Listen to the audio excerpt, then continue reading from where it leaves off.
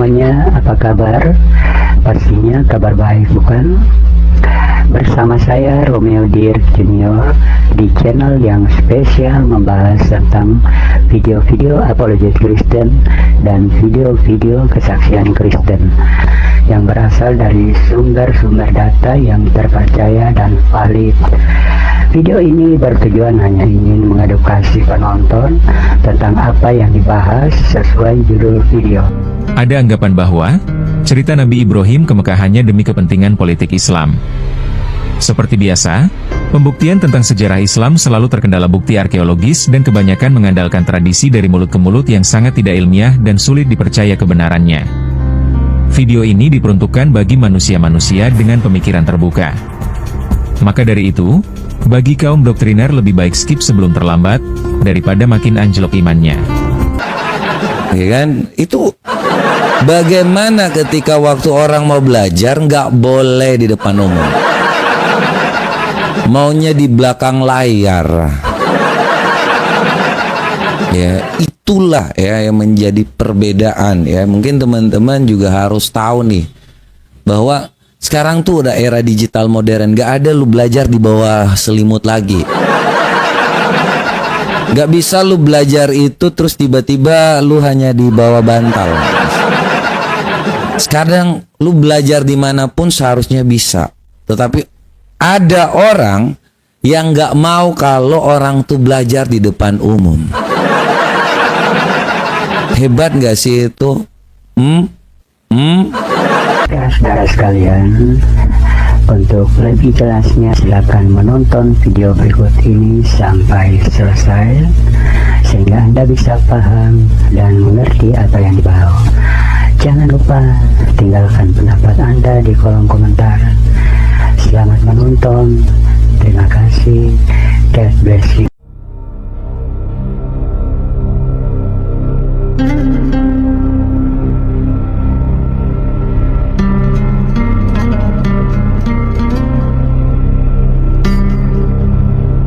Sejarah memang tidaklah objektif, karena dicatat dan dikisahkan oleh manusia yang bisa saja memiliki pandangan berbeda dan bahkan salah.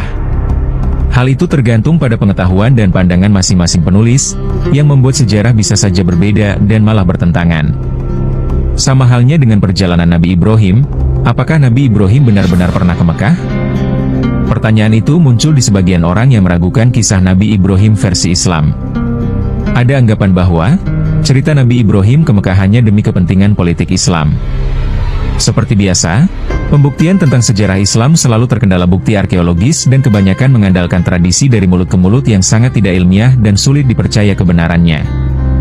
Video ini diperuntukkan bagi manusia-manusia dengan pemikiran terbuka. Maka dari itu, bagi kaum doktriner lebih baik skip sebelum terlambat, daripada makin anjlok imannya.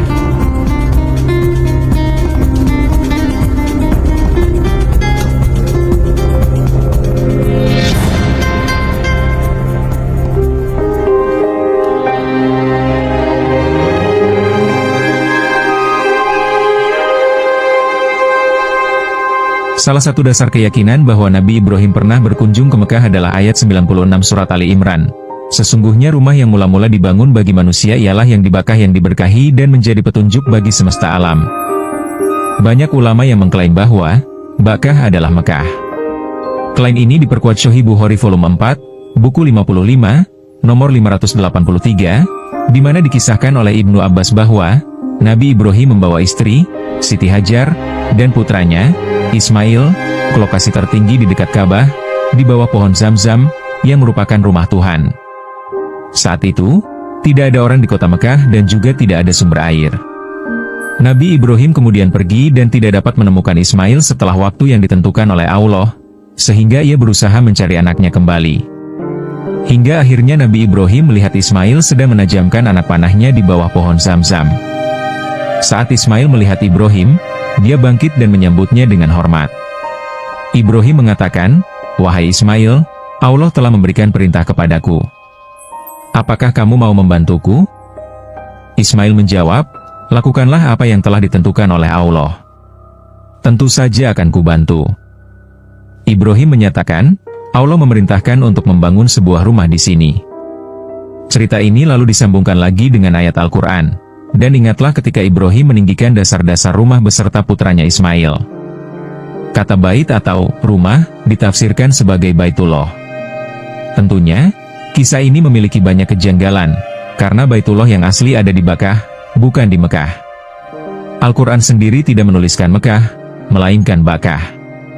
Beberapa orang menyanggah bahwa perubahan dari Bakkah menjadi Mekah hanya karena abjad Arab.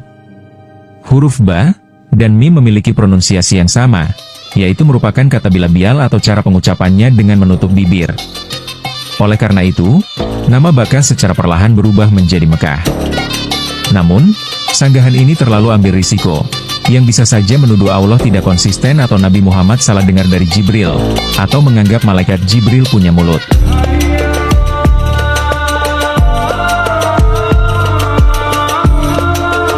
Ditambah lagi, jika memang huruf bilabial akan mengalami pergeseran ucapan bahkan tulisan, mengapa misalnya kata Bismillah tidak berubah menjadi Bismillah? Kata Mekah dalam Al-Quran hanya disebut satu kali secara literal, yaitu dalam surat Al-Fat ayat 24. Dialah yang menahan tangan mereka dari kamu dan menahan tangan kamu dari mereka di tengah Mekah, setelah dia memenangkan kamu atas mereka. Di ayat ini, kita juga tidak bisa memastikan letak geografis di mana letak Mekah yang dimaksud. Selain ayat ini, kata Mekah ditulis dalam terjemahan dan dipakaikan tanda kurung, yang berarti hal itu adalah sebuah klaim atau interpretasi. Masalah ini belum selesai, bahkan muncul klaim lagi bahwa, konon Ka'bah dibangun saat Nabi Adam turun dari surga dan Nabi Ibrahim hanya meninggikan. Klaim lebih jauh lagi, Ka'bah adalah tanah yang pertama kali diciptakan Allah ketika hendak menciptakan bumi, sehingga bumi adalah pemekaran dari tanah dasar Ka'bah. Untung saja tidak ada klaim yang menyebutkan bahwa, seluruh planet dan galaksi sampai black hole juga terbuat dari tanah Ka'bah. Sungguh klaim yang fantastis walaupun tidak bisa dibuktikan.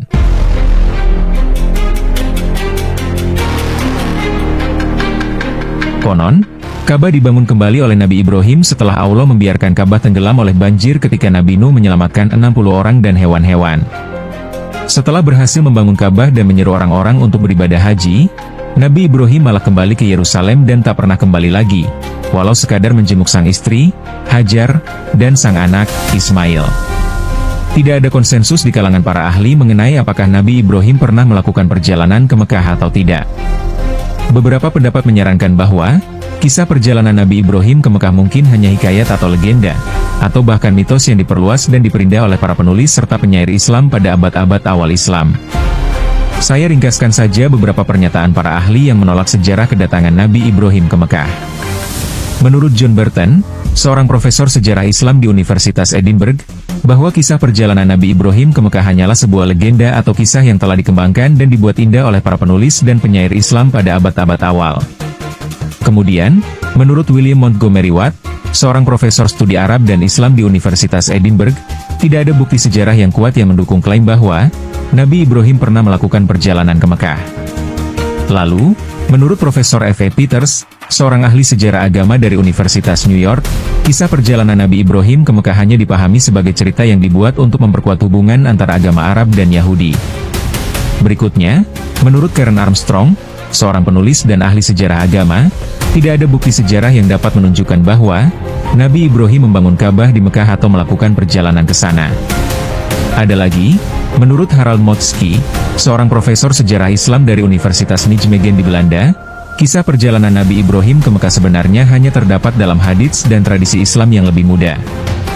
Bahkan, banyak pertanyaan yang muncul mengenai keabsahan dan keandalan sumber-sumber tersebut. Sekarang mari kita simak narasi yang lebih menelisik. Tempat Nabi Ibrahim sangat jauh dari tanah Mekah dan pada masa itu Mekah belum dikenal oleh manusia. Jaraknya lebih dari 1.600 km, dan sulit bagi Nabi Ibrahim untuk masuk ke Mekah. Oleh karena itu, umat muslim harus membuat teori tentang binatang ajaib bernama buruk yang dikirim oleh Allah untuk membawa Ibrahim ke Mekah.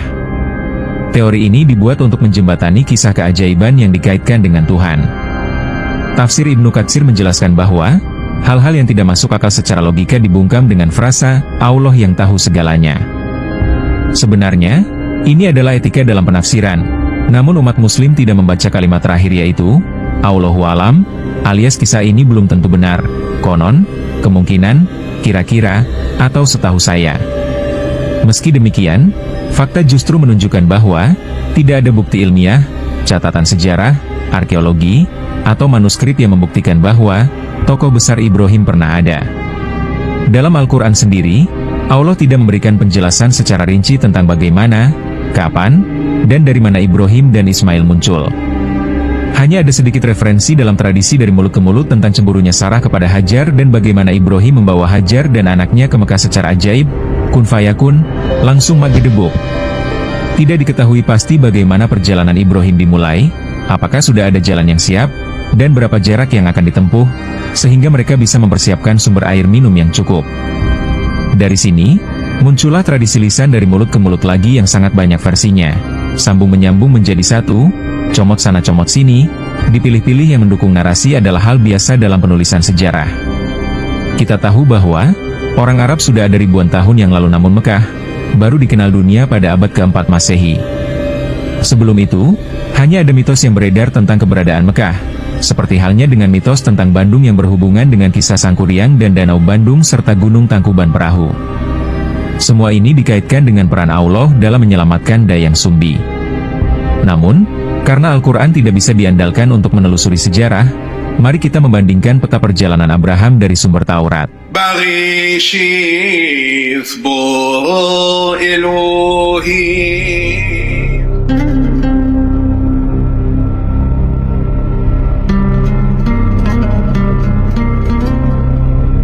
Kejadian 12 ayat 1-7 menyebutkan, Tuhan memanggil Abram untuk pergi dari negaranya dan keluarganya ke suatu tempat yang akan ditunjukkan kepadanya.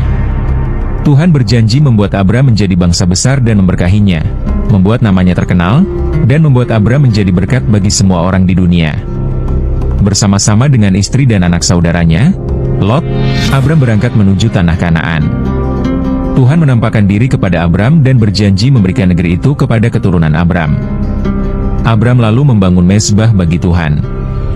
Pada awalnya, tanah atau negeri yang dijanjikan oleh Tuhan tidak didefinisikan dengan jelas, hanya ada janji dari Tuhan, negeri yang akan kuperlihatkan kepadamu. Namun, ketika perjalanan iman Abraham tiba di tanah Kanaan, Tuhan mengungkapkan negeri yang dimaksud melalui dua cara yang sangat kuat, yaitu memperlihatkan dirinya kepada Abraham dan bersabda langsung, "Aku akan memberikan negeri ini kepada keturunanmu." Tanah itu adalah Kanaan, tanah perjanjian Tuhan kepada Abraham, bukan tanah Mesir, Arab, atau Mekah yang belum ada pada saat itu.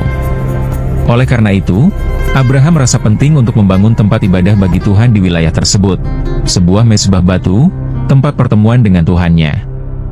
Dan itulah mezbah penyembahan kurban pertama yang dibangunnya di Kanaan, meskipun tidak permanen seperti bait suci di Yerusalem atau Ka'bah. Selain itu, klaim bahwa Nabi Ibrahim membangun Ka'bah di Mekah adalah proyek Allah yang gagal. Setelah selesai dibangun dan Nabi Ibrahim sudah menyeru orang-orang untuk datang, bukannya ramai orang berhaji atau minimal keturunan Nabi Ibrahim pergi ke sana, malah menjadi tempat yang kotor bagi para penyembah berhala yang memasukkan ratusan patung mereka hingga tahun 630 Masehi. Padahal, Allah telah berjanji bahwa tempat ini akan diberkahi. Agamawan akan selalu mengatakan, itu sudah rencana Allah, maka urusan pun dianggap selesai. Tidak ada bukti geografis, sejarah, arkeologis, bahkan logika dan akal sehat yang menunjukkan bahwa Nabi Ibrahim pernah ke Mekah. Rute akses ke Arabia juga tidak tercatat. Artefak yang ditemukan juga sangat sedikit. Hanya ditemukan sisa-sisa kuil-kuil berhala yang malah memperkuat bahwa Ka'bah di Mekah tidak dapat diakui sebagai pusat monoteisme agama Ibrahim. Bahkan batu Hajar Aswad juga tidak tercantum dalam Al-Quran, karena beberapa catatan menunjukkan bahwa ketika arca yang lain dihancurkan, ada satu arca disisakan, yaitu Hajar Aswad, yang paling dihormati oleh warga Arab sejak zaman jahiliyah. Jejak kaki Nabi Ibrahim dikenal dengan sebutan Makom Ibrahim, adalah sebuah batu yang diagungkan dan dikhususkan oleh umat Islam sebagai tempat sholat. Kata Makom Ibrahim ini tercatat dalam Al-Quran Surat Ali Imran sebagai tanda ilahi yang membuktikan kehadiran Ibrahim di Baitullah. Namun, Baitullah yang dimaksud Allah adalah yang di Bakkah, bukan di Mekah. Banyak yang meragukan kebenaran batu ini, dan agamawan harus repot mencari padanan kata agar makom tidak diartikan sebagai kuburan, melainkan petilasan. Pemahaman seperti ini tidak jauh berbeda dengan legenda-legenda lain, seperti Gunung Tangkuban Perahu yang juga dilegendakan sebagai bekas perahu terbalik, walaupun tidak bisa dibuktikan. Bahkan, untuk memperkuat bahwa ini bukan batu biasa, tradisi mulut ke mulut menjelaskan konon Aisyah pernah berkata, makom diturunkan dari Firdaus. Lalu, di manakah lembah Bakah yang sebenarnya? Jawabannya, hanya Allah yang tahu. Jawaban ini tentu tidak memuaskan, namun tak bisa disalahkan alias cari aman. Yang jelas, klaim bahwa lembah Bakah adalah Mekah tidak memiliki landasan yang kuat, baik dari segi arkeologi maupun catatan yang lebih tua. Justru catatan yang lebih tua malah menolak klaim Bakah adalah Mekah. Pertama, konteks geografis menunjukkan bahwa lembah Bakah berada di antara pegunungan, sedangkan Mekah terletak di padang pasir. Mazmur 84 ayat 6 menyebutkan bahwa lembah Bakah adalah tempat mata air di antara pegunungan yang tidak sesuai dengan lokasi Mekah. Kedua, waktu munculnya lembah Bakah juga menjadi argumen yang kuat.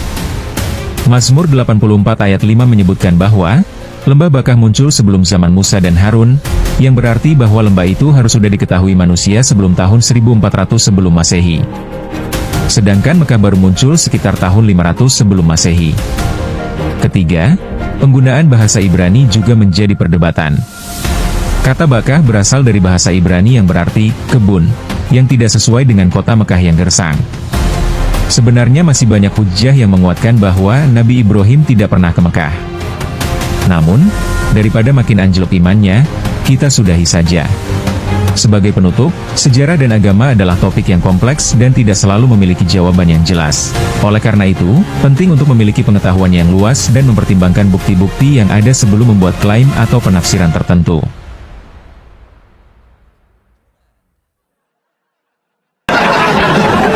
Oke, kita coba cari lagi.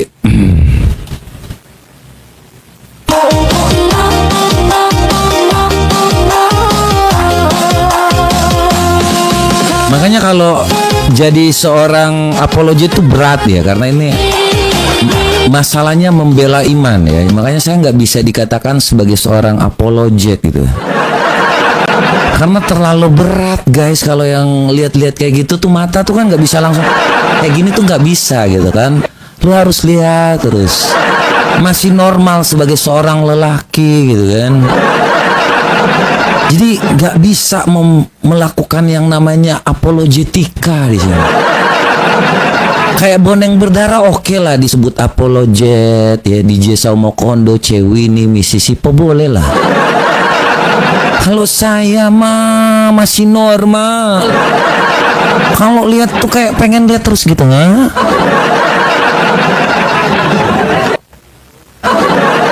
Kalau buka mata tuh, oh kagak ngelihat ya, jadi kalau pakai kacamata, iya, gitu kan.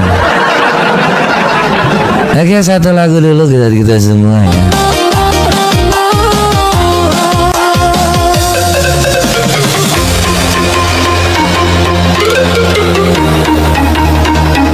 Welcome to the party now, and put your hands up in the air.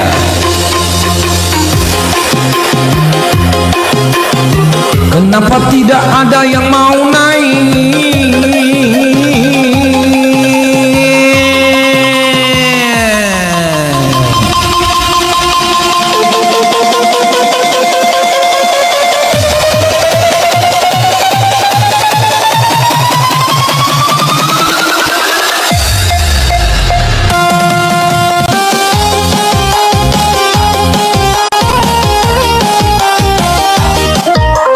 Kalian ini semuanya lagi sedeng ini. Makanya disuruh belajar kepada orang pinter kagak mau. Maunya kepada si buta huruf, makanya buta huruf semua kayak gini. Kasih tahu ini kalian untuk mencerdaskan kehidupan bangsa. Kalian semua botol kayak gini. Satu ditanya kagak nyambung. Iya? Atun lu boleh gua tanya nggak? Kalau diberitahu. Makanya apa komunikasi kayak gitu? Yang satu datang, Robert suruh open cam kagak mau. Dipikir gua di sini apa? Malah India lagi nih. Welcome बादशाह हाय कैसे हो Enggak. Bentar ya. Ini makanya kagak pinter-pinter. Coba kalian itu, makanya jangan belajar dari orang buta huruf. Makanya hanya ngajarinya cebok pakai semen, cebok pakai yang namanya kayu batu. Lu kalau kayak gitu bagaimana lu mau pinter-pinter? Coba kalian tuh belajar tuh yang bener dikit lah. Ini kita komunikasi aja susah loh ya. Awal mulanya aja ini lihat contohnya. Komunikasi aja dia ngancam-ngancam aja. Beb. Nah, lihat. Ini contoh teman-teman. Kita diskusi, Beb. Lu open cam. Thank you buat Akun gua Mr. nggak bisa AM. open cam. Lu jangan dusta. Waduh, makanya lu nggak bisa tipu gua lah. Lu pengacara, katanya pengacara tapi bunguknya minta ampun. Cuy. Masa harus yang kayak gini coba. Ngaku-ngakunya pengacara, katanya kamu telah melakukan pelecehan verbal. Arti verbal aja lu nggak ngerti apa-apa, lu mau ngajarin gua lagi. Pintar dikit lah kalian kalau mau nipu orang. Nanti kayak si Nandar tuh, ngaku-ngaku pengacara padahal tukang jaga pom bensin. Nipu umatnya, saya kuliah di sini, saya S2-nya seperti ini. Nanti seperti si Kainama pula S3 Vatikan, Yahya Waloni, saya ini Kenapa umat-umat ini mau ditipu? Tipunya pakai gelar sarjana, nggak pernah ada sarjananya. Yang mudah itu kalau lu mau dapat gelar, lu yang nggak usah sekolah, lu pergi aja ke Uni Emirat Arab sana. Lu mutar-mutar, ada di situ batu, lu mutar-mutar. Lu pulang, lu dapat gelar tuh biji. Lu pergi sana ke UAI di sana tuh.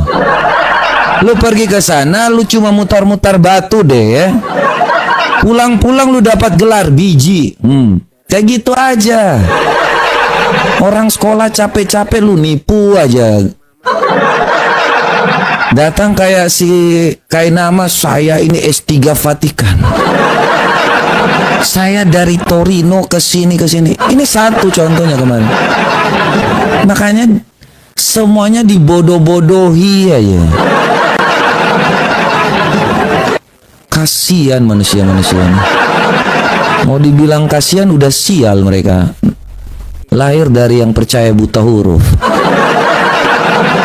Ini ada free fotografi.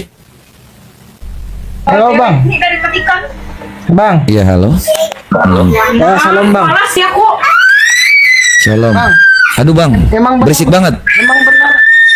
Emang benar Nandar itu penjaga pom, Bang. Oh iyalah. Kalau kau tanya, Baru tahu. nama aslinya Endang Sunandar. Nama aslinya Endang Sunandar. Coba Anda searching aja lah. Ya, cari Endang Sunandar itu siapa gitu kan. Oke ya Bang ya. Sebentar, itu berisik soalnya di belakang. Ya, nipu-nipu aja. Malah yang datang ke sini tuh kayak sampah-sampah ini, pria bersorban ini. Saya pengacara, saya nanti laporkan sebentar ya. Datang ancam di sini. Anda telah melakukan pelecehan verbal. Ngerti pelecehan verbal nggak sih lo? Ngomong aja kagak beres, mau sok tahu lagi. Gimana kalian ngerti hukum? Orang kalian mengikuti si kriminal kok, si pembuat kejahatan. Makanya kalian bangga ketika waktu bubarin orang beribadah, bangga ketika waktu nyolong harta orang. Coba kalian itu pintar dikit aja, sedikit aja naikin IQ kalian tuh biar bisa dapat apa yang kita ngomong. Agak pintar-pintar, giliran kalau ngomongin agama orang, wah, itulah kebodohan. Kalau ngomongin agama orang, hari ini bapaknya keluar dari dalam kubur pun yang penting mereka sok tahu gitu. Thank you buat teman-teman semua yang udah selalu support. Jangan lupa untuk di-tap layarnya. Satu lagu buat teman-teman semua. Tetap stay tune di Radio OFM 3351. Katanya pakai akal sehat, tapi percaya pada yang buta huruf. Katanya si paling penyempurna, tapi bingung jika ditanya kitabnya. Suka bahas kitab orang, giliran dibahas kitabnya malah dia ngamuk-ngamuk, mengancam seperti binatang. Sadarlah kalian umat batu, mulut kalian bau busuk, hati kalian itu munafik, dasar kalian umat pendusta.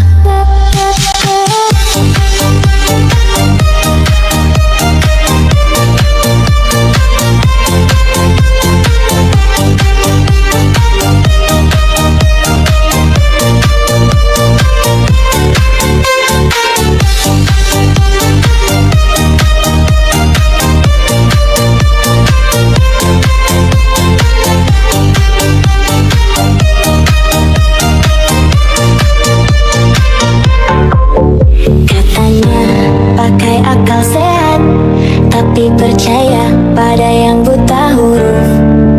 Katanya si paling penyempurna, tapi bingung jika ditanya kitabnya.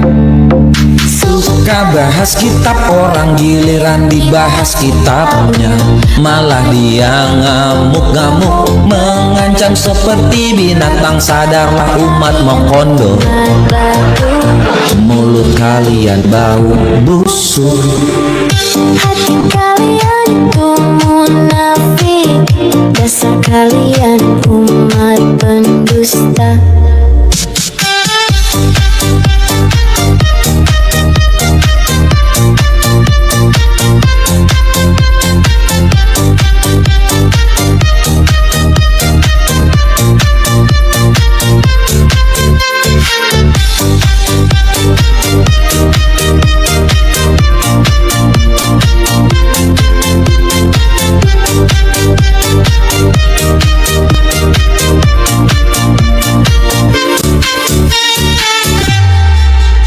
Ya, jadi kalau dikasih tahu tuh, dengar umat pendusta, kau jangan hanya nipu umat-umat Mokondo yang lain.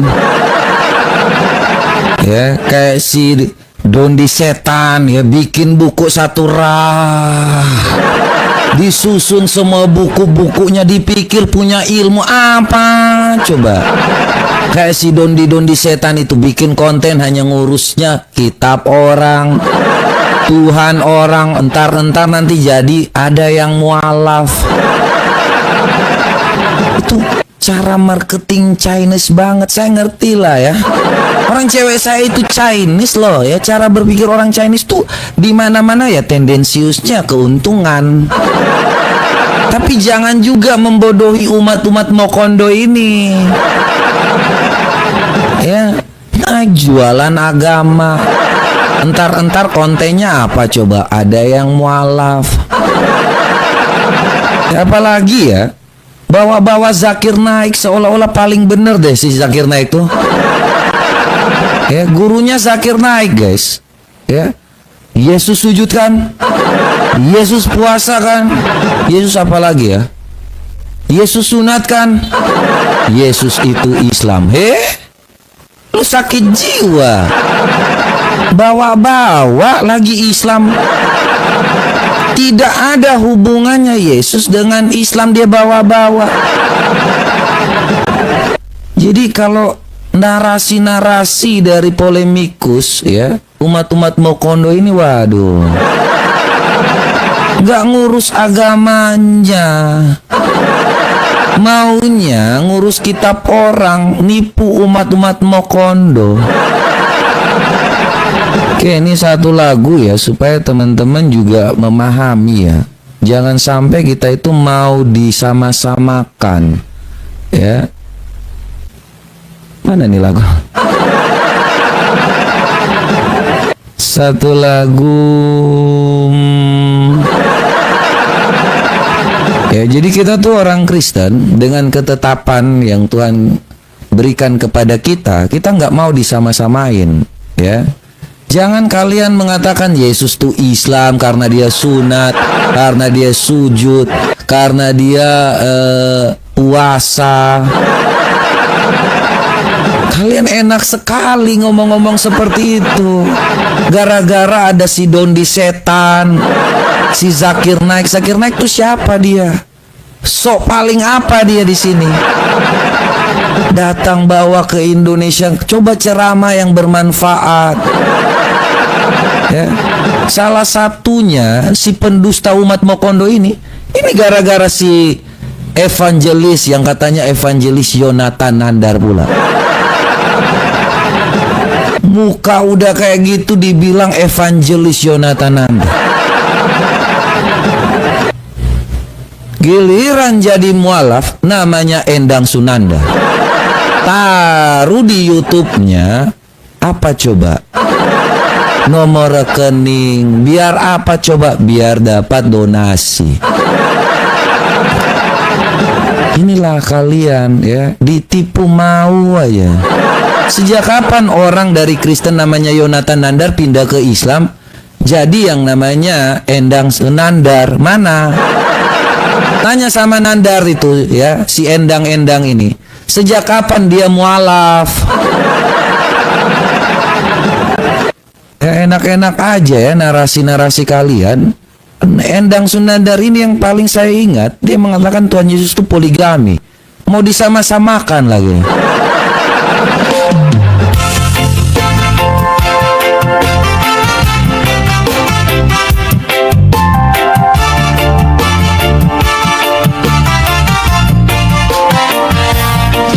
Hei kalian umat Muhammad, jangan pernah mengatakan Yesus itu Islam.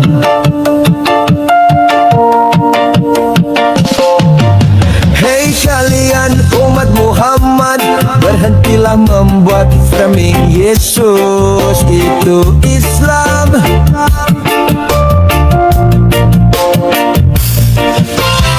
Tuhan Yesus datang bukan untuk mengajarkan kawin mawin,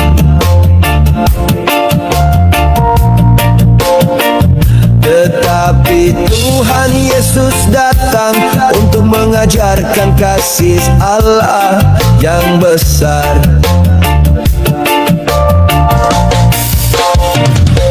Wahai umat Muhammad, berhentilah menyamakan Islam dan Kristen. Wahai umat Muhammad, sungguh Kristen tidak ingin disamakan.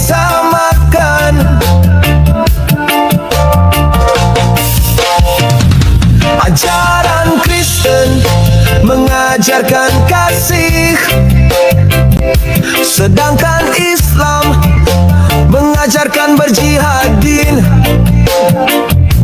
Ajaran Kristen mengajarkan kebenaran, sedangkan Islam mengajarkan tigaan.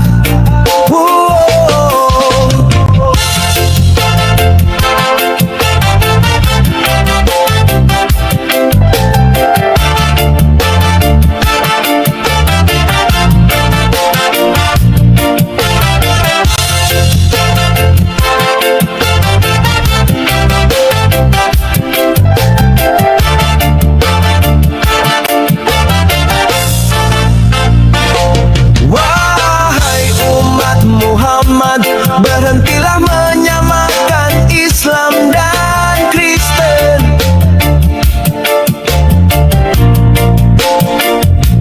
Wahai umat Muhammad, sungguh Kristen tidak ingin disamakan. Yeah. Ajaran Kristen mengajarkan kasih, sedangkan Islam mengajarkan jihad. Raden. Ajaran Kristen mengajarkan kebenaran, sedangkan Islam mengajarkan babi itu haram. Ya, saya sebagai orang Kristen jangan mau ya, dan saya nggak pernah mau juga yang namanya kita toleransi ya, itu menghormati yang namanya perbedaan. Enak aja gara-gara si Zakir Naik ngomong kayak gitu. Setan dari mana ngomong kayak gitu, tiba-tiba di bawah si Dondi setan mulai pada ngikut-ngikut umat Mokondo. Ya, memang si guru-guru palsu dan Nabi Mokondo ini juga parah ini. Enak sekali ngomong-ngomong disama-samakan.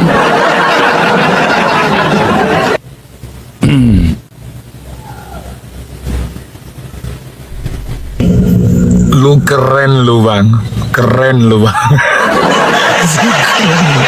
Aku baru fokus nonton abang nih. Makasih ya bang, abang luar biasa. Terpujilah Tuhan Yesus. Amin, amin, amin. Salam kenal abang Mata Pisau. Tuhan pakai Salam abang kenal lebih juga. lagi. Tuhan pakai abang lebih lagi. Biarlah kemuliaan bagi nama Tuhan.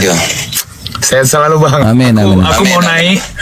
Aku salut sama bang. Pakai cara abang yang luar biasa ini bagi kemuliaan Tuhan ya, bang. Amin. Mata Pisau. Abang kenal sama si Juma? Kenal sama apa? dia? Aku juga nggak kenal. Aku kenalnya Juma itu ladang. Oh, ini gue kenal. Yang kayak gini aja kita. Tapi lu feedback. Iya bang. Aku lagi di luar nih bang. Kebetulan aku lagi di luar, lagi nonton abang. Abang keren banget bang. Abang kenal si Nandar? Sama si Nandar? Aku juga nggak kenal. Akunya kenal bandar judi, bandar narkoba. Jangan ngomong-ngomong di sini nanti ntar gua yang kena. Aman lah, berita-berita maksudnya bang, penangkapan polisi itu aku tahu bang. Abang kenal Donditan. Abang bilang tadi Donditan. Aku kenalnya setan Beelzebul.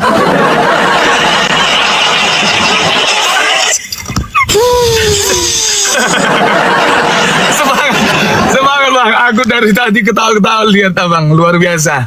Tuhan berkati, isinya tersampaikan. Aku izin turun bang ya, aku nggak mau ganggu pelayanan abang, karena teman-teman suruh aku naik bentar bang ya. Saya selalu bang, Tuhan pakai Bang, ya. luar biasa lagi. Next kita boleh PK-PKan bang ya. Boleh.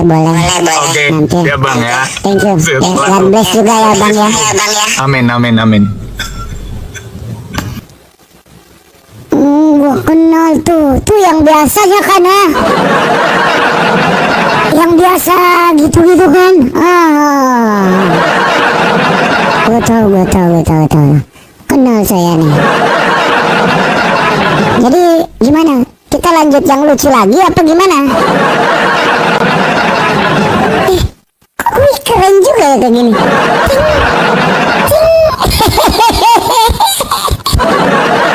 Halo guys. Halo. Sebelah dong. Kiri kanan coba gitu. Ting. Kok kanannya kurang sih? Tutup dong. Tutup matanya. Yang sebelahnya kok ketutup, yang kanannya kok nggak mau ya? Apa ini? Tutup. Ganti. Susah lah. Udahlah. Agak bisa juga. Coba tutup dua-duanya, bisa nggak? Kanan kok susah ditutup sih? Nggak bisa juga ya? Udah ditutup nih. Kok masih ada matanya? Susah kali nih. Kalau ini ketutup bisa. Kok yang ini nggak mau sih?